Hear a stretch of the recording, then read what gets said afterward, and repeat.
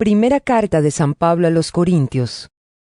Primera de Corintios, capítulo 1. Pablo, llamado por la voluntad de Dios a ser apóstol de Cristo Jesús, saluda. Junto con el hermano Sóstenes. A los que forman la iglesia de Dios que está en Corinto, que en Cristo Jesús fueron santificados y llamados a formar su pueblo santo, junto con todos los que en todas partes invocan el nombre de nuestro Señor Jesucristo, Señor nuestro y del pueblo santo. Que Dios nuestro Padre y el Señor Jesucristo derramen sobre ustedes su gracia y su paz. Siempre doy gracias a mi Dios por ustedes, por la gracia que Dios ha derramado sobre ustedes por medio de Cristo Jesús. Pues por medio de Él, Dios les ha dado toda riqueza espiritual, así de palabra como de conocimiento, ya que el mensaje acerca de Cristo se estableció firmemente entre ustedes. De este modo, no les falta ningún don de Dios, mientras esperan el día en que aparezca nuestro Señor Jesucristo. Dios los mantendrá firmes hasta el fin, para que nadie pueda reprocharles nada cuando nuestro Señor Jesucristo regrese. Dios siempre cumple sus promesas, y Él es quien los llamó a vivir en unión con su Hijo Jesucristo, nuestro Señor. Hermanos, en el nombre de nuestro Señor Jesucristo, les ruego que todos estén siempre de acuerdo y que no haya divisiones entre ustedes. Vivan en armonía, pensando y sintiendo de la misma manera. Digo esto, hermanos míos, porque he sabido por los de la familia de Cloé que hay discordias entre ustedes. Quiero decir que algunos de ustedes afirman, yo soy de Pablo, otros, yo soy de Apolo, otros, yo soy de Cefas, y otros, yo soy de Cristo. ¿Acaso Cristo está dividido? ¿Fue crucificado Pablo en favor de ustedes? ¿O fueron ustedes bautizados en el nombre de Pablo? Gracias a Dios que yo no bauticé a ninguno de ustedes, aparte de Crispo y de Gayo.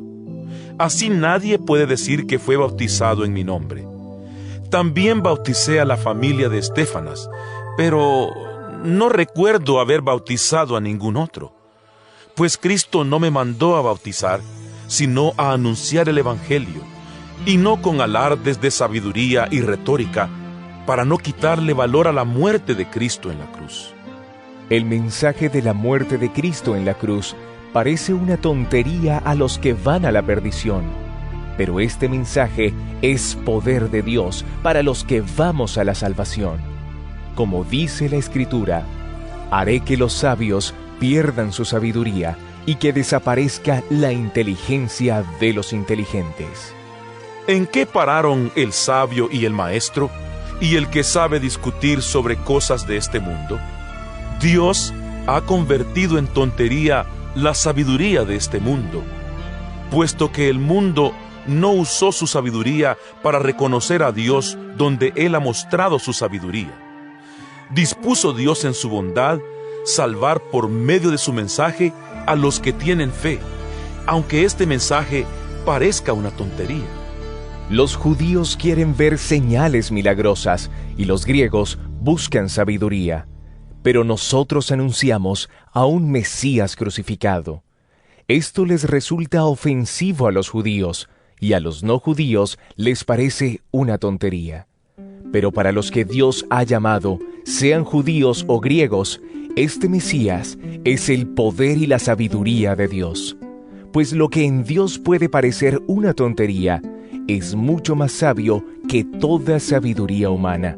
Y lo que en Dios puede parecer debilidad, es más fuerte que toda fuerza humana. Hermanos, deben darse cuenta de que Dios los ha llamado a pesar de que pocos de ustedes son sabios según los criterios humanos, y pocos de ustedes son gente con autoridad o pertenecientes a familias importantes.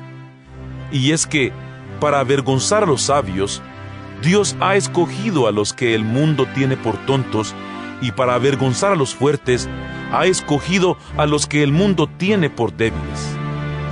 Dios ha escogido a la gente despreciada y sin importancia de este mundo, es decir, a los que no son nada, para anular a los que son algo. Así nadie podrá presumir delante de Dios. Pero Dios mismo los ha unido a ustedes con Cristo Jesús y ha hecho también que Cristo sea nuestra sabiduría, nuestra justicia, nuestra santificación y nuestra liberación. De esta manera, como dice la Escritura, si alguno quiere enorgullecerse, que se enorgullezca del Señor.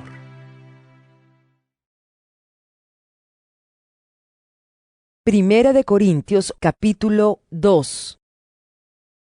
Pero hermanos, cuando yo fui a hablarles del designio secreto de Dios, lo hice sin hacer alardes de retórica o de sabiduría. Y estando entre ustedes, no quise saber de otra cosa sino de Jesucristo, y más estrictamente de Jesucristo crucificado. Me presenté ante ustedes débil y temblando de miedo, y cuando les hablé y les prediqué el mensaje, no usé palabras sabias para convencerlos. Al contrario, los convencí haciendo demostración del Espíritu y del poder de Dios, para que la fe de ustedes dependiera del poder de Dios y no de la sabiduría de los hombres. Sin embargo, entre los que ya han alcanzado la madurez en su fe, sí usamos palabras de sabiduría. Pero no se trata de una sabiduría propia de este mundo, ni de quienes lo gobiernan, los cuales ya están perdiendo su poder. Se trata más bien de la sabiduría oculta de Dios, del designio secreto que Él, desde la eternidad, ha tenido para nuestra gloria. Esto es algo que no han entendido los gobernantes del mundo presente, pues si lo hubieran entendido, no habrían crucificado al Señor de la gloria. Pero como se dice en la Escritura, Dios ha preparado para los que lo aman cosas que nadie ha visto ni oído y ni siquiera pensado. Estas son las cosas que Dios nos ha hecho conocer por medio del Espíritu, pues el Espíritu lo examina todo, hasta las cosas más profundas de Dios. ¿Quién entre los hombres puede saber lo que hay en el corazón del hombre, sino solo el Espíritu que está dentro del hombre? De la misma manera, solamente el Espíritu de Dios sabe lo que hay en Dios. Y nosotros no hemos recibido el espíritu del mundo, sino el Espíritu que viene de Dios, para que entendamos las cosas que Dios en su bondad nos ha dado. Hablamos de estas cosas con palabras que el Espíritu de Dios nos ha enseñado, y no con palabras que hayamos aprendido por nuestra propia sabiduría. Así explicamos las cosas espirituales con términos espirituales. El que no es espiritual no acepta las cosas que son del Espíritu de Dios, porque para él son tonterías, y tampoco las puede entender, porque son cosas que tienen que juzgarse espiritualmente. Pero aquel que tiene el Espíritu puede juzgar todas las cosas, y nadie lo puede juzgar a él. Pues la Escritura dice: ¿quién conoce la mente del Señor? ¿Quién podrá instruirle? Sin embargo, nosotros tenemos la mente de Cristo. Primera de Corintios, capítulo 3. Yo, hermanos, no pude hablarles entonces como a gente madura espiritualmente, sino como a personas débiles, como a niños en cuanto a las cosas de Cristo. Les di una enseñanza sencilla, igual que a un niño de pecho se le da leche en vez de alimento sólido, porque ustedes todavía no podían digerir la comida fuerte, y ni siquiera pueden digerirla ahora, porque todavía son débiles. Mientras haya entre ustedes envidias y discordias, es que todavía son débiles y actúan con criterios puramente humanos. Porque cuando uno afirma, yo soy de Pablo, y otro, yo soy de Apolo, están manteniendo criterios puramente humanos. A fin de cuentas, ¿quién es Apolo? ¿Quién es Pablo? Simplemente servidores, por medio de los cuales ustedes han llegado a la fe. cada uno de nosotros hizo el trabajo que el Señor le señaló.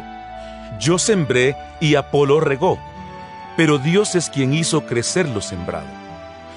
De manera que ni el que siembra ni el que riega son nada, sino que Dios lo es todo, pues Él es quien hace crecer lo sembrado. Los que siembran y los que riegan son iguales, aunque Dios pagará a cada uno según su trabajo. Somos compañeros de trabajo al servicio de Dios, y ustedes son un sembrado y una construcción que pertenecen a Dios. Yo fui el maestro albañil al cual Dios en su bondad encargó poner los fundamentos, y otro está construyendo sobre ellos. Pero cada uno debe tener cuidado de cómo construye, pues nadie puede poner otro fundamento que el que ya está puesto, que es Jesucristo. Sobre este fundamento uno puede construir con oro, plata y piedras preciosas, o con madera, paja y cañas.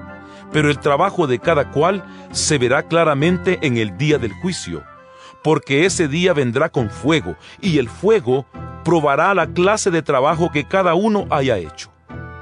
Si lo que uno construyó es resistente, recibirá su pago.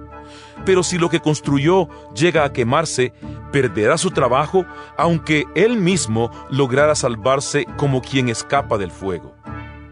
¿Acaso no saben ustedes que son templo de Dios y que el Espíritu de Dios vive en ustedes?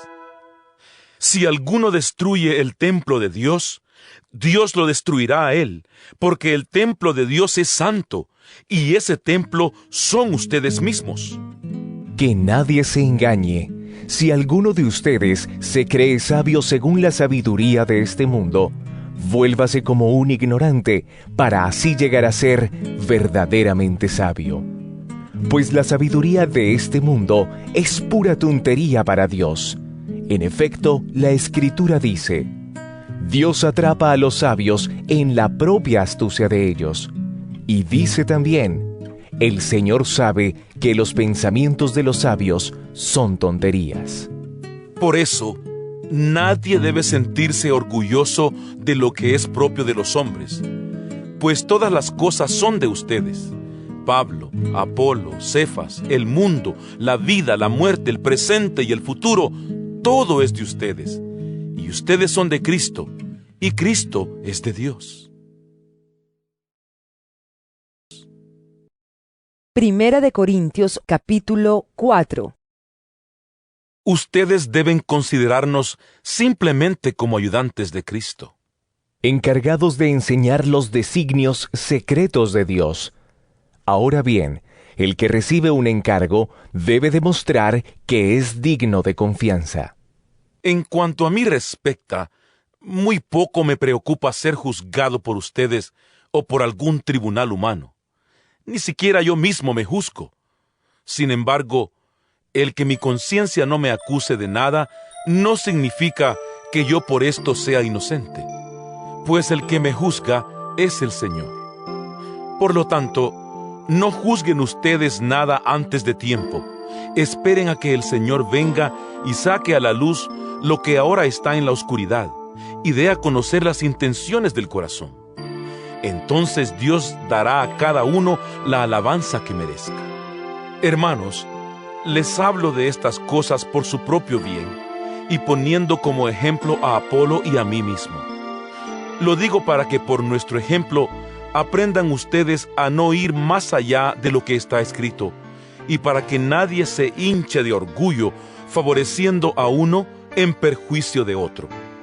Pues, ¿quién te da privilegios sobre los demás? ¿Y qué tienes que Dios no te haya dado? Y si Él te lo ha dado, ¿por qué presumes como si lo hubieras conseguido por ti mismo? Al parecer, ustedes ya son ricos y tienen todo lo que pueden desear, y se sienten como reyes que nada necesitan de nosotros. Ojalá fueran reyes de verdad, para que nosotros tuviéramos parte en su reino. Pues me parece que a nosotros los apóstoles Dios nos ha puesto en el último lugar, como si fuéramos condenados a muerte. Hemos llegado a ser un espectáculo para el mundo, para los ángeles y para los hombres. Nosotros, por causa de Cristo, pasamos por tontos, mientras que ustedes, gracias a Cristo, pasan por inteligentes. Nosotros somos débiles, mientras que ustedes son fuertes. A nosotros se nos desprecia y a ustedes se les respeta. Hasta hoy mismo no hemos dejado de sufrir hambre, sed y falta de ropa. La gente nos maltrata, no tenemos hogar propio y nos cansamos trabajando con nuestras propias manos. A las maldiciones respondemos con bendiciones. Somos perseguidos y lo soportamos. Nos injurian y contestamos con bondad. Nos tratan como a basura del mundo, como a desperdicio de la humanidad. Y así hasta el día de hoy. No les escribo esto para avergonzarlos, sino para darles un consejo como a mis propios hijos, pues los amo. Pues aunque ustedes como cristianos tengan 10,000 instructores, padres no tienen muchos. Padre de ustedes soy yo, pues les anuncié el Evangelio por el cual quedaron incorporados a Cristo Jesús. Así pues, les ruego que sigan mi ejemplo. Por esto les envié a Timoteo, mi querido y fiel hijo en el Señor.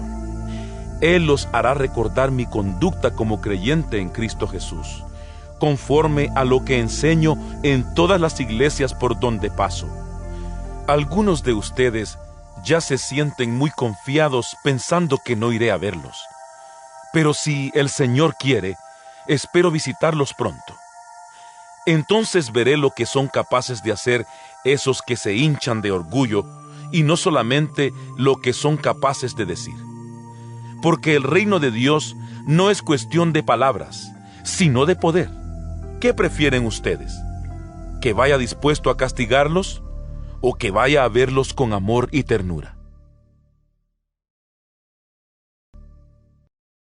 Primera de Corintios, capítulo 5. Se ha sabido que uno de ustedes tiene como mujer a su propia madrastra. Este caso de inmoralidad es tan grave que ni siquiera se da entre los paganos. Y aún se hinchan ustedes de orgullo. Deberían llenarse de tristeza. El hombre que vive en semejante situación debe ser expulsado de entre ustedes. En cuanto a mí, aunque en el cuerpo no estoy presente entre ustedes, lo estoy en el espíritu. Y como si estuviera presente, he dado ya mi sentencia sobre aquel que así actúa. Cuando ustedes se reúnan, yo estaré con ustedes en espíritu, y también el poder de nuestro Señor Jesús estará con ustedes. Entonces, en el nombre de nuestro Señor Jesús, ese hombre deberá ser entregado a Satanás para que su cuerpo sea destruido y su espíritu se salve cuando el Señor venga. Ustedes no tienen razón para sentirse orgullosos. Ya conocen el dicho, un poco de levadura hace fermentar toda la masa. Así que echen fuera esa vieja levadura que los corrompe, para que sean como el pan hecho de masa nueva. Ustedes son en realidad como el pan sin levadura, que se come en los días de la Pascua. Porque Cristo, que es el Cordero de nuestra Pascua, fue muerto en sacrificio por nosotros. Así que debemos celebrar nuestra Pascua con el pan sin levadura, que es la sinceridad y la verdad, y no con la vieja levadura, ni con la corrupción de la maldad y la perversidad. En mi otra carta, les dije que no deben tener trato alguno con quienes se entregan a la prostitución. Y con esto no quise decirles que se aparten por completo de todos los que en este mundo se entregan a la prostitución, o son avaros, o ladrones, o idólatras, pues para lograrlo tendrían ustedes que salirse del mundo. Lo que quise decir es que no deben tener trato con ninguno que, llamándose hermano, se entregue a la prostitución, o sea avaro, o idólatra, o maldiciente, o borracho, o ladrón. Con gente así, ni siquiera comer juntos. No me toca a mí juzgar a los de fuera. Dios será quien los juzgue, pero ustedes ya están juzgando a los de dentro. Por eso, quiten a ese pecador de en medio de ustedes. Primera de Corintios, capítulo 6. Cuando alguno de ustedes tiene un pleito con otro, ¿por qué va a pedir justicia a los jueces paganos en vez de pedírsela a los del pueblo santo? ¿Acaso no saben ustedes que el pueblo santo ha de juzgar al mundo? Y si ustedes han de juzgar al mundo, ¿cómo no son capaces de juzgar estos asuntos tan pequeños? ¿No saben que incluso a los ángeles habremos de juzgarlos nosotros? Pues con mayor razón los asuntos de esta vida. Así que, si ustedes tienen pleitos por asuntos de la vida diaria, ¿por qué ponen por jueces a los que nada significan para la iglesia? Digo esto para que les dé vergüenza. ¿Acaso no hay entre ustedes ninguno con capacidad suficiente para juzgar un asunto entre sus hermanos? No solo se pelean unos hermanos con otros, sino que llevan sus pleitos ante jueces paganos. Ya el simple hecho de tener pleitos entre ustedes mismos es un grave defecto. ¿Por qué no mejor soportar la injusticia? ¿Por qué no mejor dejar que les roben? Pero ustedes, al contrario, cometen injusticias y roban hasta a sus propios hermanos. ¿No saben ustedes que los que cometen injusticias no tendrán parte en el reino de Dios? No se dejen engañar, pues en el reino de Dios no tendrán parte los que se entregan a la prostitución, ni los idólatras, ni los que cometen adulterio, ni los afeminados, ni los homosexuales, ni los que roban, ni los avaros, ni los borrachos, ni los maldicientes, ni los ladrones. Y esto eran antes algunos de ustedes, pero ahora ya recibieron el baño de la purificación. Fueron santificados y hechos justos en el nombre del Señor Jesucristo y por el Espíritu de nuestro Dios. Se dice, yo soy libre de hacer lo que quiera. Es cierto, pero no todo conviene. Sí, yo soy libre de hacer lo que quiera, pero no debo dejar que nada me domine. También se dice, la comida es para el estómago y el estómago para la comida. Es cierto, pero Dios va a terminar con las dos cosas. En cambio, el cuerpo no es para la prostitución, sino para el Señor, y el Señor es para el cuerpo. Y así como Dios resucitó al Señor, también nos va a resucitar a nosotros por su poder. ¿Acaso no saben ustedes que su cuerpo es parte del cuerpo de Cristo? ¿Y habré de tomar yo esa parte del cuerpo de Cristo y hacerla parte del cuerpo de una prostituta? ¡Claro que no! ¿No saben ustedes que cuando un hombre se une con una prostituta, se hacen los dos un solo cuerpo? Pues la Escritura dice, los dos serán como una sola persona. Pero cuando alguien se une al Señor, se hace espiritualmente uno con Él. Huyan, pues, de la prostitución.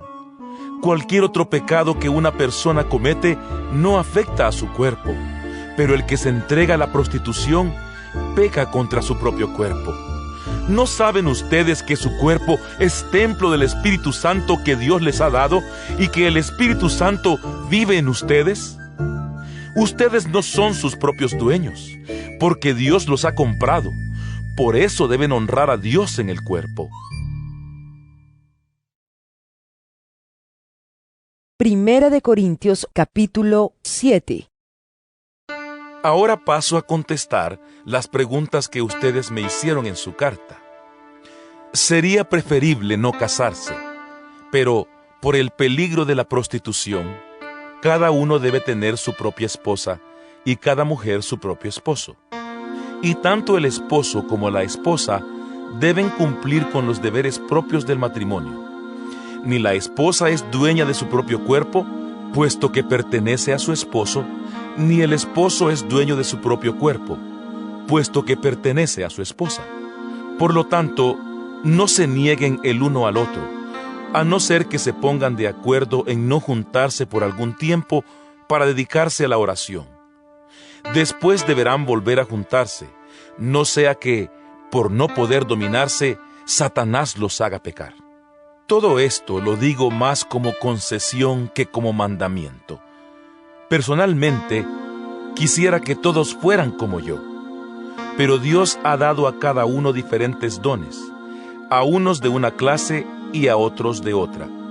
A los solteros y a las viudas les digo que es preferible quedarse sin casar como yo. Pero si no pueden controlar su naturaleza, que se casen, pues más vale casarse que consumirse de pasión. Pero a los que ya están casados, les doy este mandato, que no es mío sino del Señor, que la esposa no se separe de su esposo. Ahora bien, en caso de que la esposa se separe de su esposo, deberá quedarse sin casar o reconciliarse con él. De la misma manera, el esposo no debe divorciarse de su esposa.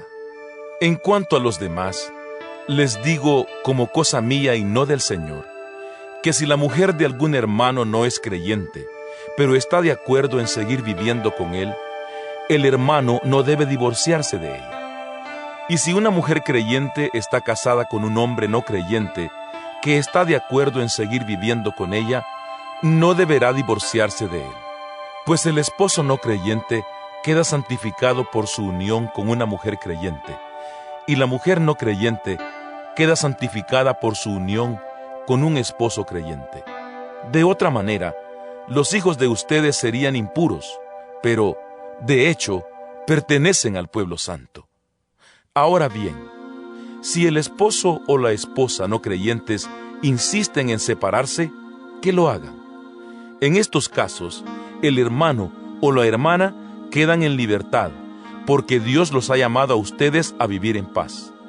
Pues, ¿cómo sabes tú, esposa, si acaso puedes salvar a tu esposo? ¿O cómo sabes tú, esposo, si acaso puedes salvar a tu esposa?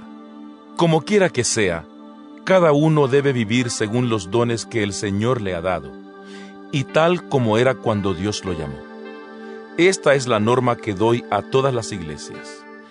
Si Dios llama a alguno que ha sido circuncidado, no trate de disimular su circuncisión.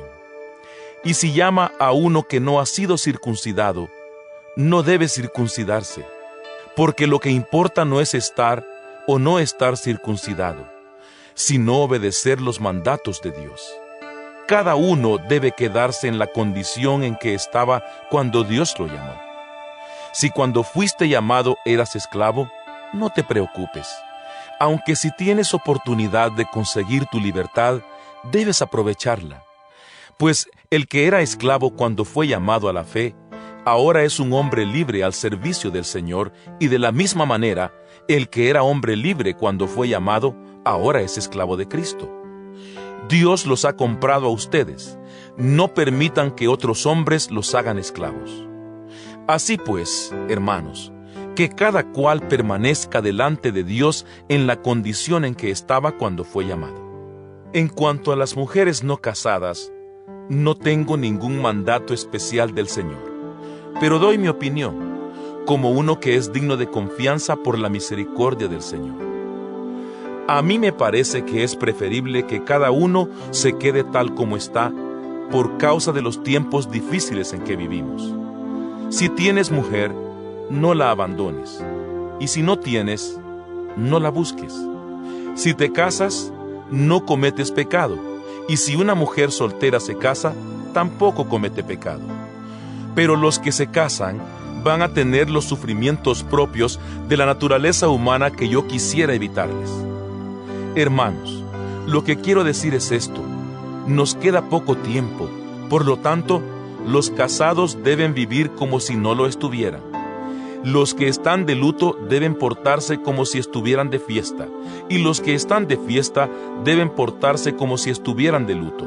Los que compran deben vivir como si nada fuera suyo, y los que están usando de este mundo deben vivir como si no estuvieran sacando provecho de él, porque este mundo que vemos ha de terminar. Yo quisiera librarlos a ustedes de preocupaciones. El que está soltero se preocupa por las cosas del Señor y por agradarle, pero el que está casado se preocupa por las cosas del mundo y por agradar a su esposa. Y así está dividido. Igualmente la mujer que ya no tiene esposo y la joven soltera se preocupan por las cosas del Señor. por ser santas tanto en el cuerpo como en el espíritu. Pero la casada se preocupa por las cosas del mundo y por agradar a su esposo. Les digo esto, no para ponerles restricciones, sino en bien de ustedes y para que vivan de una manera digna, sirviendo al Señor sin distracciones. Si alguno cree que debe casarse con su prometida porque ya está en edad de casarse, y si piensa que eso es lo más indicado, que haga lo que crea conveniente, cásese, pues no es pecado. Y si otro, sin sentirse obligado y con toda libertad para actuar como quiera, se hace en su corazón el propósito firme de no casarse, hará bien. Así que, si se casa con su prometida, hace bien, pero si no se casa, hace mejor. La mujer casada está ligada a su esposo mientras éste vive, pero si el esposo muere, ella queda libre para casarse con quien quiera, con tal de que sea un creyente. Aunque creo que será más feliz si no vuelve a casarse. Esta es mi opinión, y creo que yo también tengo el Espíritu de Dios.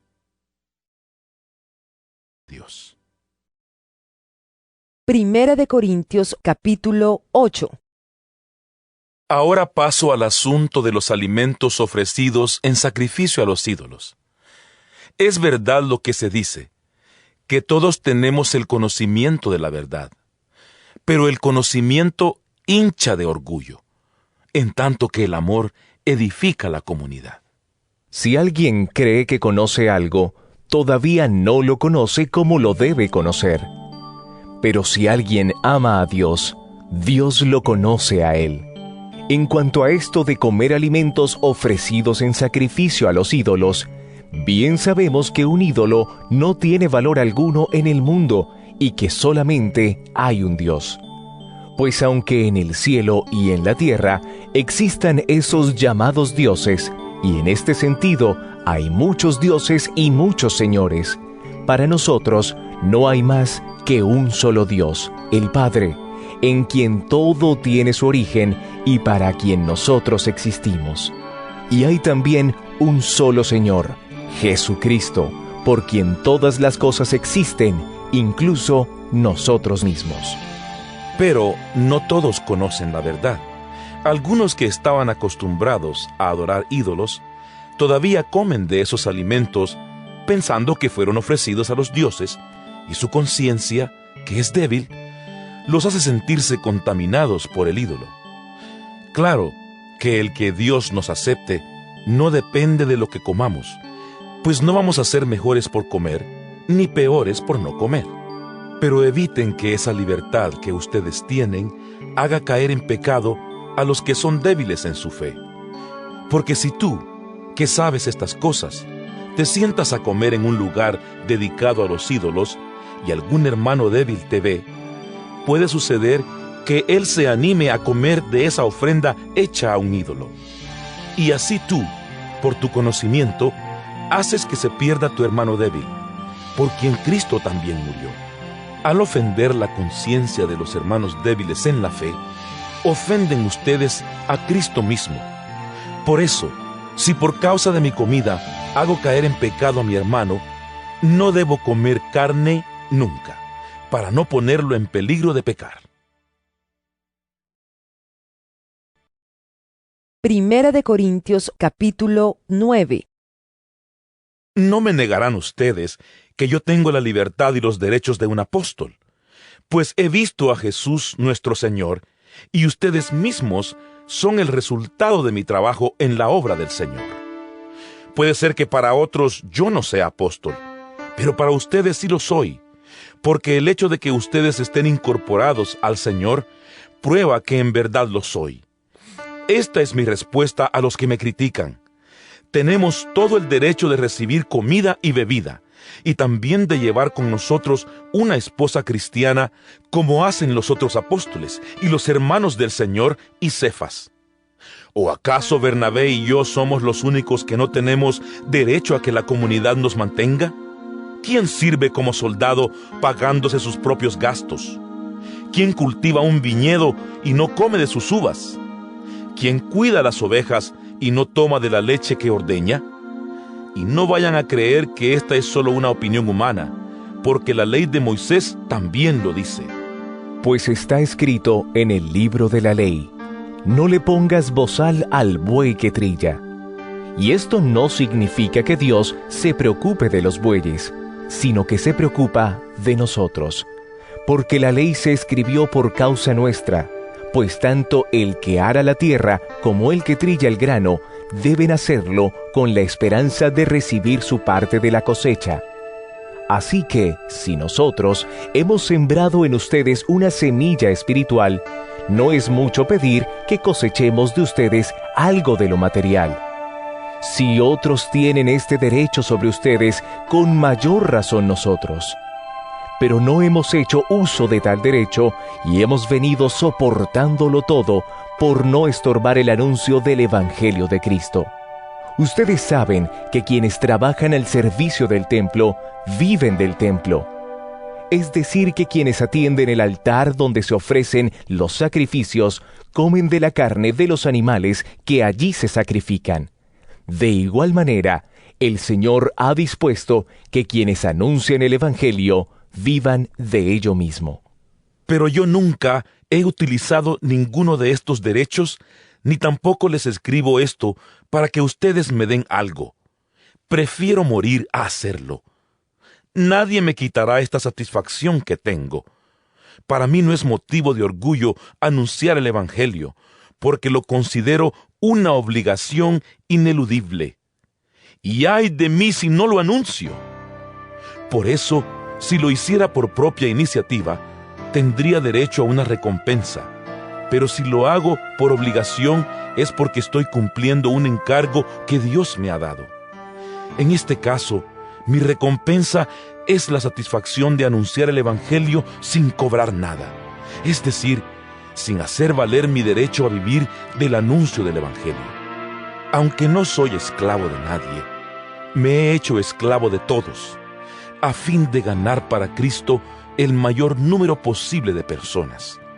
Cuando he estado entre los judíos, me he vuelto como un judío para ganarlos a ellos. Es decir, que para ganar a los que viven bajo la ley de Moisés, yo mismo me he puesto bajo esa ley, aunque en realidad no estoy sujeto a ella. Por otra parte, para ganar a los que no viven bajo la ley de Moisés, me he vuelto como uno de ellos, aunque realmente estoy sujeto a la ley de Dios, ya que estoy bajo la ley de Cristo. Cuando he estado con los que son débiles en la fe, me he vuelto débil como uno de ellos, para ganarlos también. Es decir, me he hecho igual a todos, para de alguna manera poder salvar a algunos. Todo lo hago por el Evangelio, para tener parte en el mismo. Ustedes saben que en una carrera todos corren, pero solamente uno recibe el premio. Pues bien, corran ustedes de tal modo que reciban el premio. Los que se preparan para competir en un deporte evitan todo lo que pueda hacerles daño, y esto lo hacen para alcanzar como premio una corona que enseguida se marchita. En cambio, nosotros luchamos por recibir un premio que no se marchita. Yo, por mi parte, no corro a ciegas ni peleo como si estuviera dando golpes al aire. Al contrario, castigo mi cuerpo y lo obligo a obedecerme para no quedar yo mismo descalificado después de haber enseñado a otros. Primera de Corintios, capítulo 10. No quiero, hermanos, que olviden que nuestros antepasados estuvieron todos bajo aquella nube y que todos atravesaron el Mar Rojo. De ese modo, todos ellos quedaron unidos a Moisés al ser bautizados en la nube y en el mar. Igualmente, todos ellos comieron el mismo alimento espiritual y tomaron la misma bebida espiritual, porque bebían agua de la roca espiritual que los acompañaba en su viaje, la cual era Cristo. Sin embargo, la mayoría de ellos no agradó a Dios, y por eso sus cuerpos quedaron tendidos en el desierto. Todo esto sucedió como un ejemplo para nosotros, para que no deseemos lo malo, como ellos lo desearon. Por eso, No adoren ustedes ídolos, como algunos de ellos lo hicieron, según dice la Escritura. La gente se sentó a comer y beber, y luego se levantó a divertirse. No nos entreguemos a la prostitución, como lo hicieron algunos de ellos, por lo que en un solo día murieron 23,000. Tampoco pongamos a prueba a Cristo, como algunos de ellos lo hicieron, por lo que murieron mordidos por las serpientes. Ni murmuren contra Dios, como algunos de ellos murmuraron, por lo que el ángel de la muerte los mató. Todo esto le sucedió a nuestros antepasados como un ejemplo para nosotros, y fue puesto en las Escrituras como una advertencia para los que vivimos en estos tiempos últimos. Así pues, el que cree estar firme, tenga cuidado de no caer. Ustedes no han pasado por ninguna prueba que no sea humanamente soportable. Y pueden ustedes confiar en Dios, que no los dejará sufrir pruebas más duras de lo que pueden soportar. Por el contrario, cuando llegue la prueba, Dios les dará también la manera de salir de ella para que puedan soportarla. Por eso, mis queridos hermanos, huyan de la idolatría. Les hablo como a personas entendidas. Juzguen ustedes mismos lo que les digo. Cuando bebemos de la copa bendita, por la cual bendecimos a Dios, participamos en común de la sangre de Cristo. Cuando comemos del pan que partimos, participamos en común del cuerpo de Cristo. Aunque somos muchos, todos comemos de un mismo pan, y por esto somos un solo cuerpo. Fíjense en el pueblo de Israel. Los que comen de los animales ofrecidos en sacrificio, participan en común del servicio en el altar. Con esto, no quiero decir que el ídolo tenga valor alguno, ni que la carne ofrecida al ídolo sea algo más que otra carne cualquiera. Lo que digo es que cuando los paganos ofrecen algo en sacrificio, se lo ofrecen a los demonios y no a Dios. Y yo no quiero que ustedes tengan nada en común con los demonios. No pueden beber de la copa del Señor y a la vez de la copa de los demonios. Ni pueden participar de la mesa del Señor y a la vez de la mesa de los demonios. ¿O acaso queremos poner celoso al Señor? ¿Somos acaso más fuertes que Él? Se dice, uno es libre de hacer lo que quiera. Es cierto, pero no todo conviene. Sí, uno es libre de hacer lo que quiera, pero no todo edifica la comunidad. No hay que buscar el bien de uno mismo, sino el bien de los demás. Coman ustedes de todo lo que se vende en la carnicería, sin preguntar nada por motivos de conciencia. Porque el mundo entero, con todo lo que hay en él, es del Señor. Si uno que no es creyente los invita a comer, y ustedes quieren ir, coman de todo lo que les sirvan, sin preguntar nada por motivos de conciencia. Ahora bien, si alguien les dice, esta carne fue ofrecida en sacrificio, entonces no la coman, en atención al que lo dijo y por motivos de conciencia. Estoy hablando de la conciencia del otro, no de la de ustedes. Yo no debo hacer que mi libertad sea mal juzgada por la conciencia de otra persona. Si doy gracias a Dios por lo que como, no debo hacer que se hable mal de lo que para mí es motivo de dar gracias a Dios. En todo caso, lo mismo si comen que si beben, que si hacen cualquier otra cosa, háganlo todo para la gloria de Dios. No den mal ejemplo a nadie, ni a los judíos, ni a los no judíos, ni a los que pertenecen a la iglesia de Dios. Yo, por mi parte, procuro agradar a todos en todo, sin buscar mi propio bien, sino el de los demás, para que alcancen la salvación.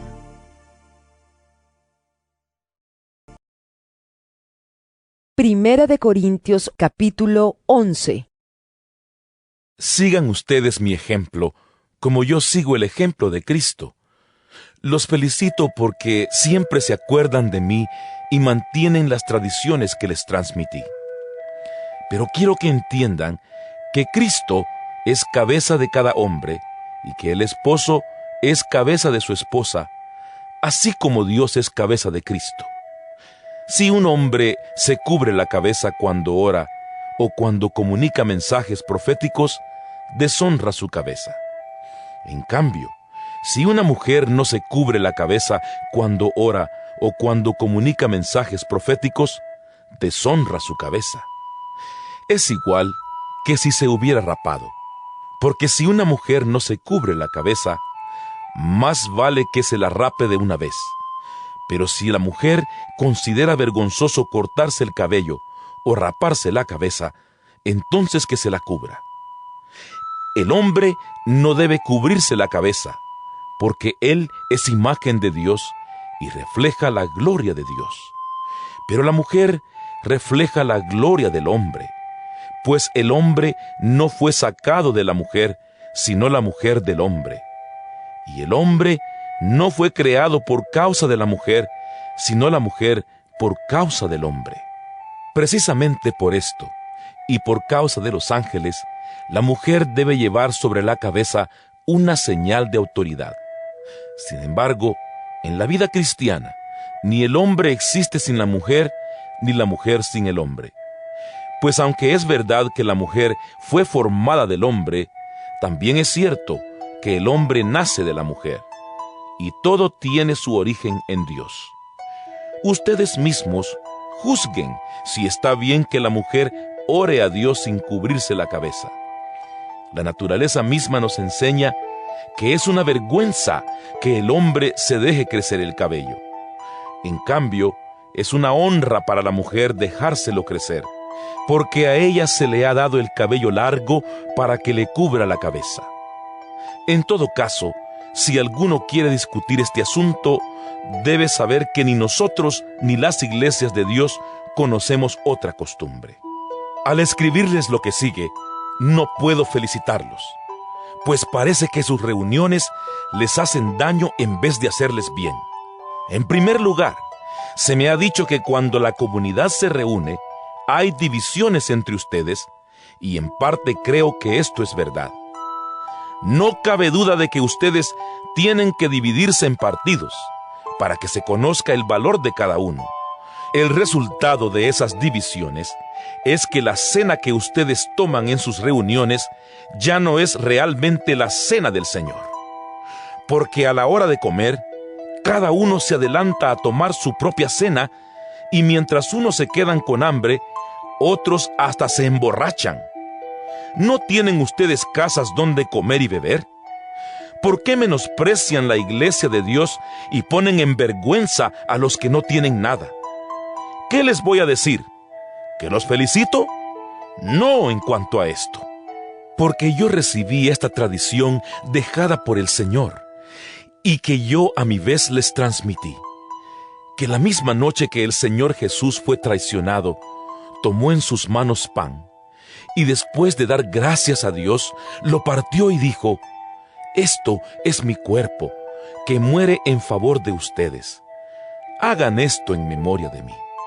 Así también, después de la cena, tomó en sus manos la copa y dijo: «Esta copa es la nueva alianza confirmada con mi sangre.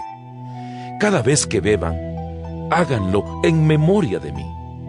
De manera que hasta que venga el Señor, ustedes proclaman su muerte cada vez que comen de este pan y beben de esta copa. Así pues, cualquiera que come del pan o bebe de la copa del Señor de manera indigna, comete un pecado contra el cuerpo y la sangre del Señor.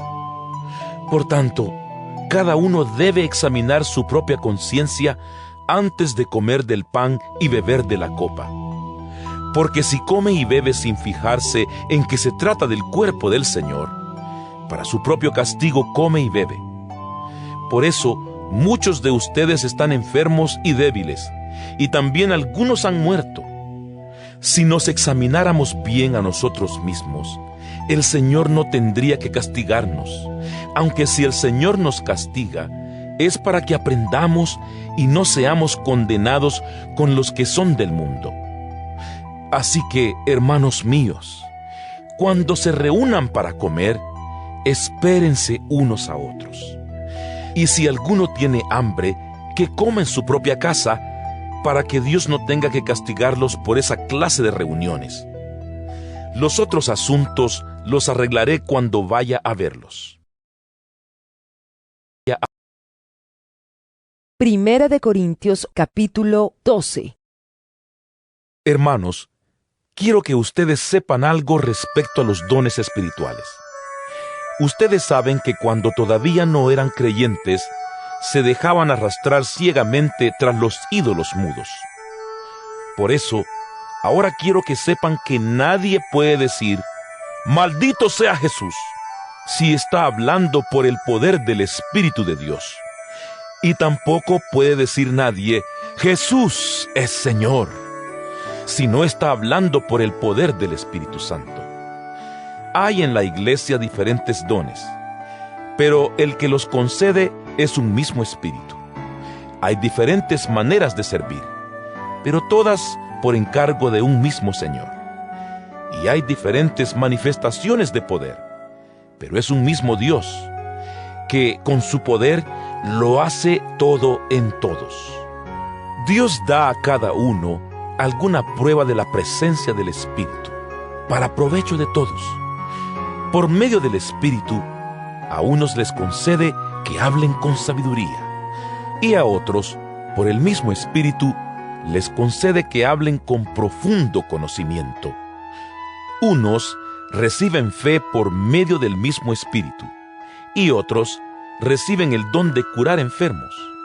Unos reciben poder para hacer milagros, y otros tienen el don de profecía. A unos, Dios les da la capacidad de distinguir entre los espíritus falsos y el espíritu verdadero, y a otros la capacidad de hablar en lenguas, y todavía a otros les da la capacidad de interpretar lo que se ha dicho en esas lenguas. Pero todas estas cosas las hace con su poder el único y mismo Espíritu, dando a cada persona lo que a él mejor le parece. El cuerpo humano, aunque está formado por muchos miembros, es un solo cuerpo. Así también Cristo. Y de la misma manera, todos nosotros, judíos o no judíos, esclavos o libres, fuimos bautizados para formar un solo cuerpo por medio de un solo Espíritu. Y a todos se nos dio a beber de ese mismo Espíritu. Un cuerpo no se compone de un solo miembro, sino de muchos. Si el pie dijera, como no soy mano, no soy del cuerpo, no por eso dejaría de ser del cuerpo. Y si la oreja dijera, como no soy ojo, no soy del cuerpo, no por eso dejaría de ser del cuerpo. Y si todo el cuerpo fuera ojo, no podríamos oír. Y si todo el cuerpo fuera oído, no podríamos oler. Pero Dios ha puesto cada miembro del cuerpo en el sitio que mejor le pareció. Si todo fuera un solo miembro, no habría cuerpo. Lo cierto es que, aunque son muchos los miembros, el cuerpo solo es uno. El ojo no puede decirle a la mano, no te necesito. Ni la cabeza puede decirles a los pies, no los necesito.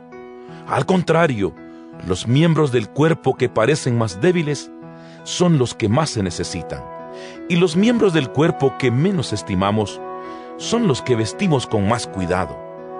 Y los miembros que consideramos menos presentables son los que tratamos con más modestia, lo cual no es necesario hacer con los miembros más presentables. Dios arregló el cuerpo de tal manera que los miembros menos estimados reciban más honor, para que no haya desunión en el cuerpo, sino que cada miembro del cuerpo se preocupe por los otros. Si un miembro del cuerpo sufre, todos los demás sufren también.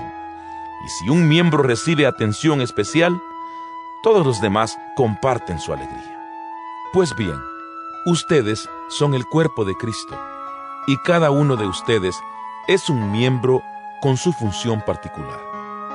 Dios ha querido que en la iglesia haya, en primer lugar, apóstoles, en segundo lugar, profetas, en tercer lugar, maestros, luego, personas que hacen milagros y otras que curan enfermos, o que ayudan, o que dirigen, o que hablan en lenguas.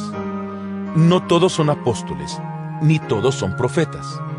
No todos son maestros, ni todos hacen milagros. Ni todos tienen poder para curar enfermos. Tampoco todos hablan en lenguas, ni todos saben interpretarlas.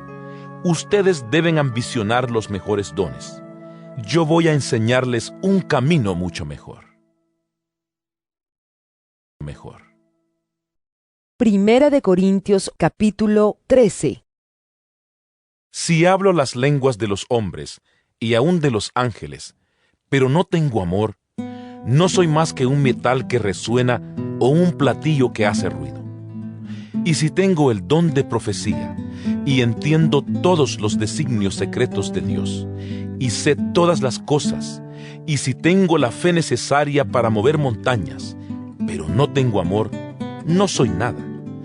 Y si reparto entre los pobres todo lo que poseo, y aun si entrego mi propio cuerpo para tener de qué enorgullecerme, pero no tengo amor, de nada me sirve. Tener amor es saber soportar, es ser bondadoso, es no tener envidia, ni ser presumido, ni orgulloso, ni grosero, ni egoísta, es no enojarse ni guardar rencor, es no alegrarse de las injusticias, sino de la verdad. Tener amor es sufrirlo todo, creerlo todo, esperarlo todo, soportarlo todo. El amor jamás dejará de existir. Un día el don de profecía terminará, y ya no se hablará en lenguas, ni serán necesarios los conocimientos, porque los conocimientos y la profecía son cosas imperfectas, que llegarán a su fin cuando venga lo que es perfecto. Cuando yo era niño, hablaba, pensaba y razonaba como un niño, pero al hacerme hombre, dejé atrás lo que era propio de un niño. Ahora vemos de manera indirecta, como en un espejo y borrosamente, pero un día veremos cara a cara. Mi conocimiento es ahora imperfecto, pero un día conoceré a Dios como Él me ha conocido siempre a mí. 3 cosas hay que son permanentes: la fe, la esperanza y el amor. Pero la más importante de las 3 es el amor. Primera de Corintios capítulo 14. Procuren, pues, tener amor, y al mismo tiempo aspiren a que Dios les dé dones espirituales, especialmente el de profecía. Aquel que habla en lenguas extrañas, habla a Dios y no a seres humanos, pues nadie lo entiende. En su espíritu dice cosas secretas, pero nadie las entiende. En cambio, el que comunica mensajes proféticos lo hace para edificación de la comunidad y la anima y consuela. El que habla en una lengua extraña lo hace para su propio bien, pero el que comunica mensajes proféticos edifica a la iglesia. Yo quisiera que todos ustedes hablaran en lenguas extrañas, pero preferiría que comunicaran mensajes proféticos. Esto es mejor que hablar en lenguas, a menos que se interprete su significado de tal manera que sirva para edificación de la iglesia. Por ejemplo, hermanos, no les servirá de nada que yo los visite y les hable en lenguas extrañas, en vez de hablarles de lo que Dios nos manifiesta o del conocimiento de la verdad, o en vez de comunicarles algún mensaje profético o alguna enseñanza. Si los instrumentos musicales como la flauta o el arpa no tuvieran diferente sonido, no podría distinguirse qué música produce cada uno. Y si en la guerra la trompeta no diera sus toques con claridad, nadie se prepararía para la batalla. Lo mismo sucede con ustedes. Si no usan su lengua para pronunciar palabras que se puedan entender, ¿cómo va a saberse lo que están diciendo? Le estarán hablando al aire. Sin duda hay muchos idiomas en el mundo, y todos se valen del sonido. Pero si yo no conozco el significado de los sonidos, seré un extranjero para el que me habla, y él será un extranjero para mí.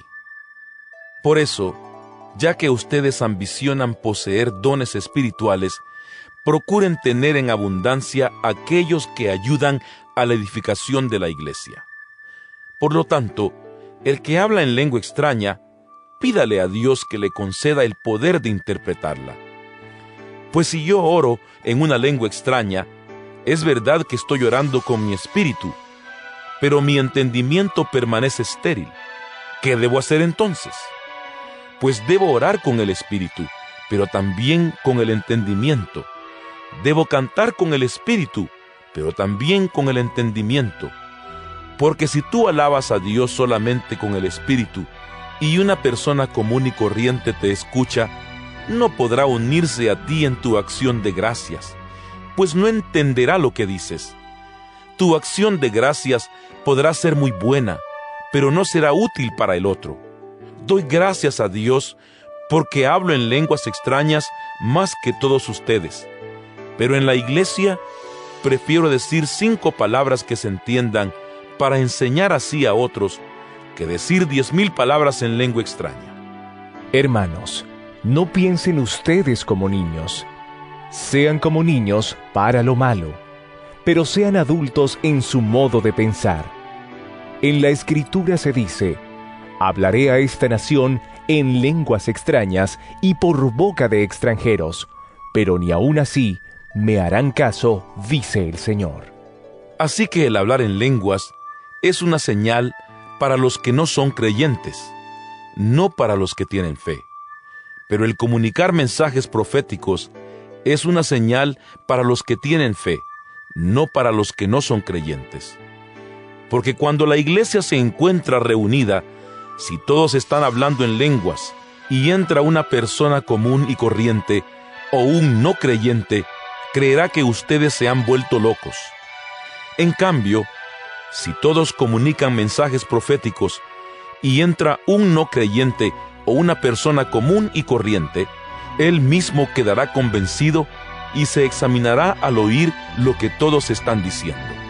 Así quedará al descubierto lo más profundo de su corazón y adorará de rodillas a Dios y reconocerá que Dios está verdaderamente entre ustedes.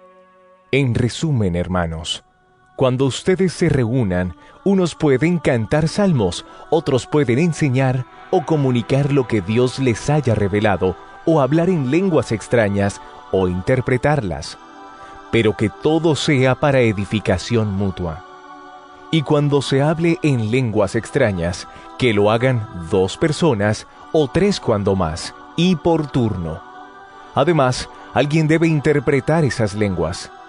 Pero si no hay nadie que pueda interpretarlas, que éstos no hablen en lenguas delante de toda la comunidad, sino en privado y para Dios. Igualmente, si hay profetas, que hablen 2 o 3, y que los otros examinen lo que se haya dicho. Pero si Dios le revela algo a otra persona que está allí sentada, entonces el primero debe dejar de hablar. De esta manera todos, cada uno en su turno correspondiente, podrán comunicar mensajes proféticos para que todos aprendan y se animen.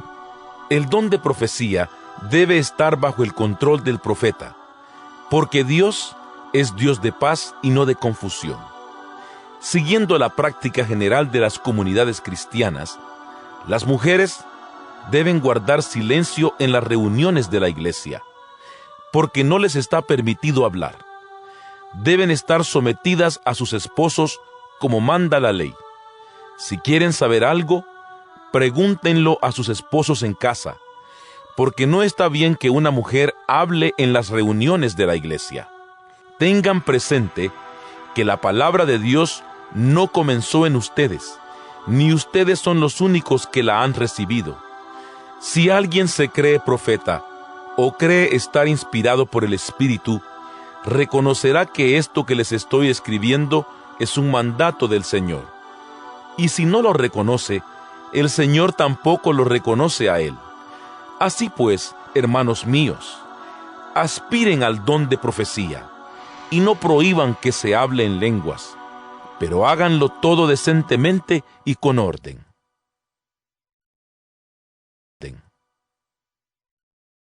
Primera de Corintios capítulo 15. Ahora, hermanos, quiero que se acuerden del Evangelio que les he predicado.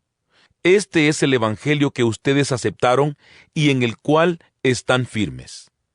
También por medio de este Evangelio se salvarán si se mantienen firmes en él, tal como yo se lo anuncié. De lo contrario, habrán creído en vano.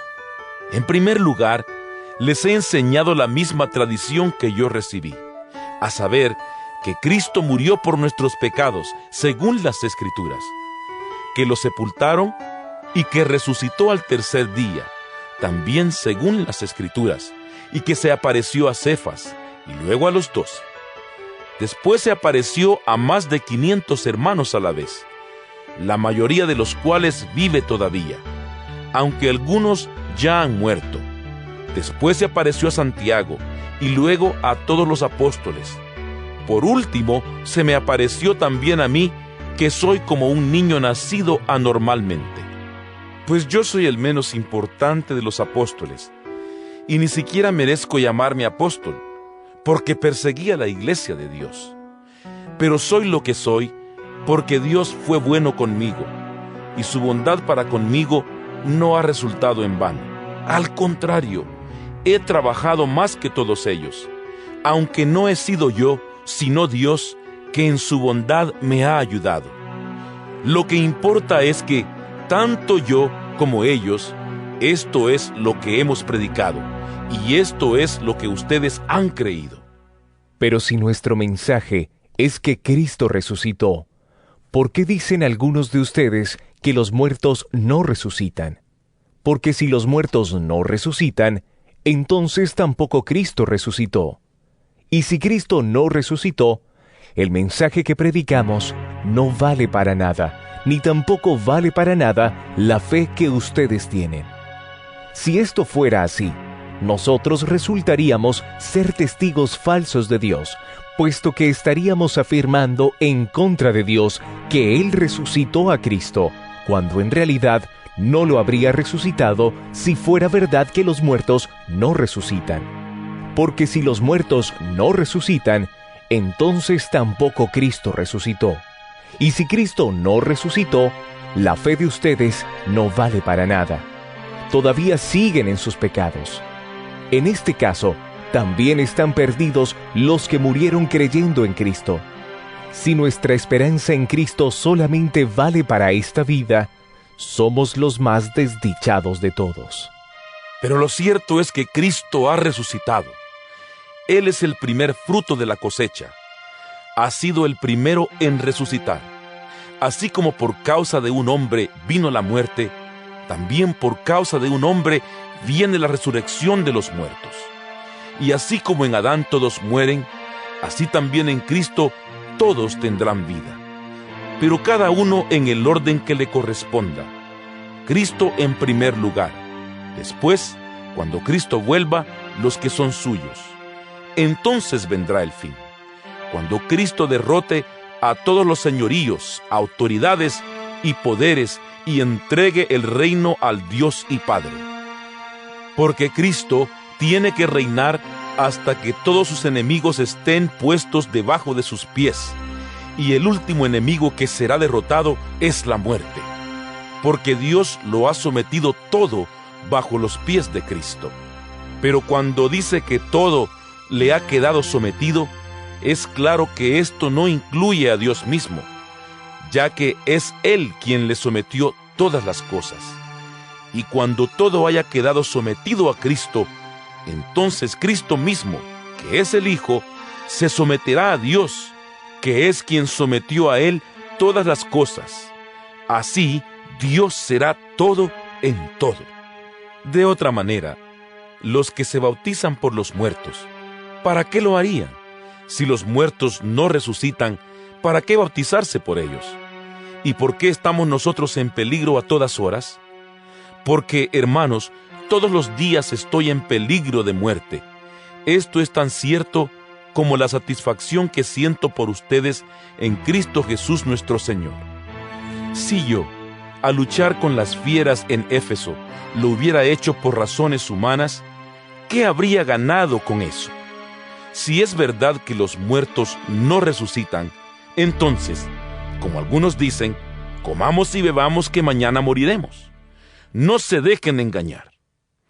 Como alguien dijo, los malos compañeros echan a perder las buenas costumbres.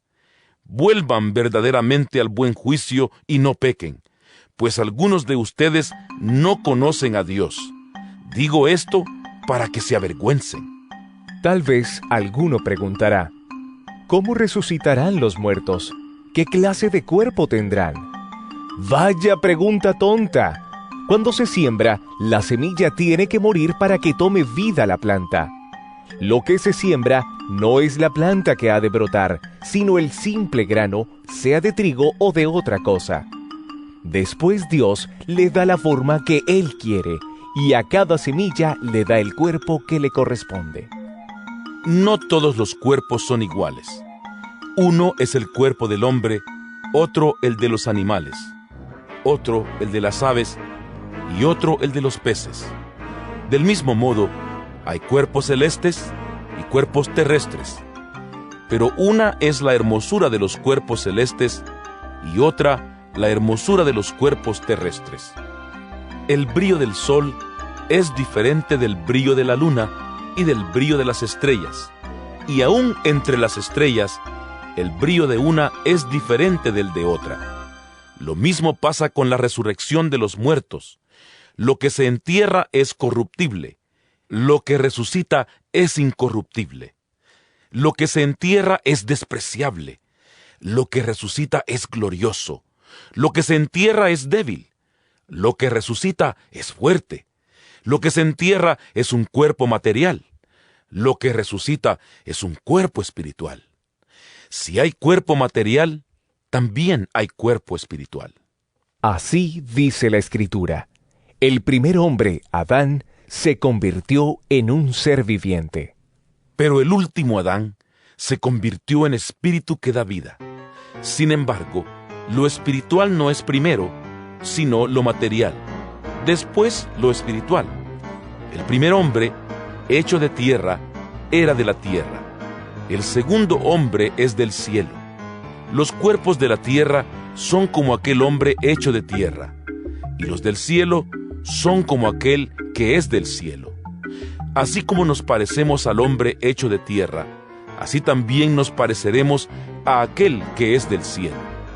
Quiero decirles, hermanos, que lo puramente material no puede tener parte en el reino de Dios, y que lo corruptible no puede tener parte en lo incorruptible. Pero quiero que conozcan el designio secreto de Dios. No todos moriremos, pero todos seremos transformados en un momento, en un abrir y cerrar de ojos, cuando suene el último toque de trompeta. Porque sonará la trompeta, y los muertos serán resucitados para no volver a morir, y nosotros seremos transformados. Pues nuestra naturaleza corruptible se revestirá de lo incorruptible, y nuestro cuerpo mortal se revestirá de inmortalidad. Y cuando nuestra naturaleza corruptible se haya revestido de lo incorruptible, y cuando nuestro cuerpo mortal se haya revestido de inmortalidad, se cumplirá lo que dice la Escritura: la muerte ha sido devorada por la victoria. ¿Dónde está, oh muerte, tu victoria? ¿Dónde está, oh muerte, tu aguijón? El aguijón de la muerte es el pecado, y el pecado ejerce su poder por la ley. Pero gracias a Dios que nos da la victoria por medio de nuestro Señor Jesucristo. Por lo tanto, mis queridos hermanos, sigan firmes y constantes, trabajando siempre más y más en la obra del Señor, porque ustedes saben que no es en vano el trabajo que hacen en unión con el Señor.